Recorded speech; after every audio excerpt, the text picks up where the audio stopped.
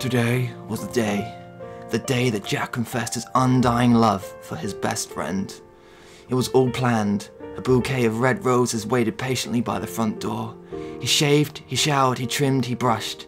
He procrastinated for as long as he could until he could put it off no longer. He nervously slipped on his brightly coloured Crocs, which were picked out by the one. Jack picked up the flowers. He left his apartment without looking back. The long walk took its toll, inflicting doubts upon his mind, but his heart was strong and carried on. Alas, he arrived at the door, the last thing separating him from his future. With a deep breath and a clenched fist, Jack knocked on the wooden frame. The door retreated to reveal two pure crystal eyes. Hello? Sean, it's so good to see you again. But Jack, I saw you only yesterday. I know. Sean looked perplexed, not completely grasping the situation at hand. There's something I've been meaning to tell you. Sean glanced down at his favourite flowers, and then he looked back up. Their eyes met. What is it?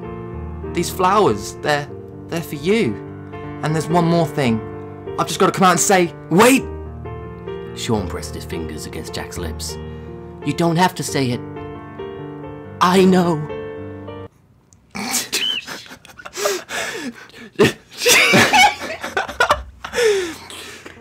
Jack tried to hold back, the tsunami of tears building up in his eye, but to no avail.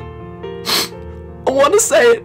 I need to say it. Sean, I love you. Sean could not believe his ears. Were these feelings he had all these years really mutual? I thought you were a homophobe. I am.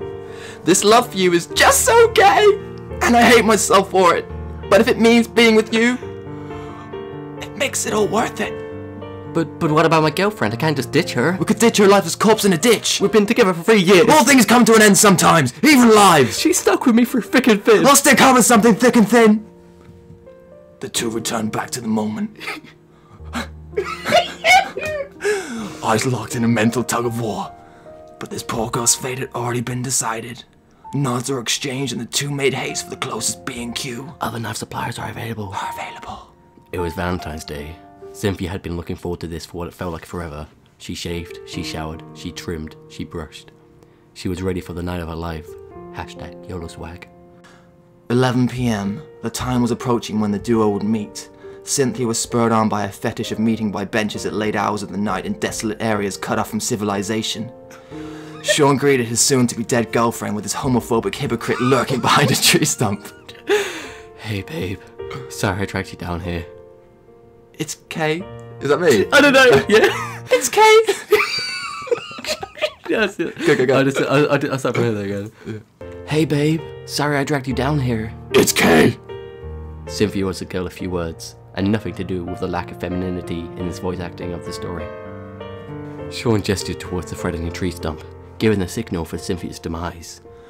Jack charged towards the couple, B&Q knife in hand. Other knife suppliers are available. A desperate lunge was aimed at the back of Cynthia's neck, but little did either of them know, Cynthia had a plan of her own. She dropped to one knee, ready to propose. She looked up to meet the eyes of her soon-to-be fiancé, his eyes lifeless.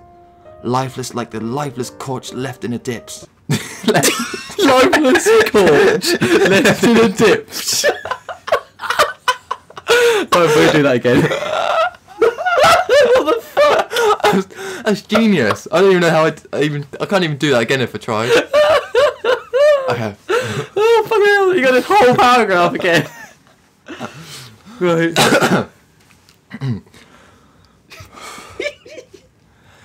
Right, you done? Yeah, I'm good. Okay, go. Go. Just go. Lifeless like a lifeless corpse left in a ditch.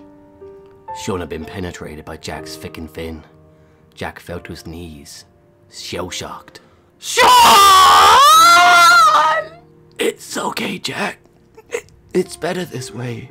Just promise me one thing. Don't hate yourself more than you already do. You can't hurt me. Don't leave me. Oh, and one more thing. Take care of Cynthia. Jack looked at the victim with so much hate, wishing he could exchange her life for his best friend's.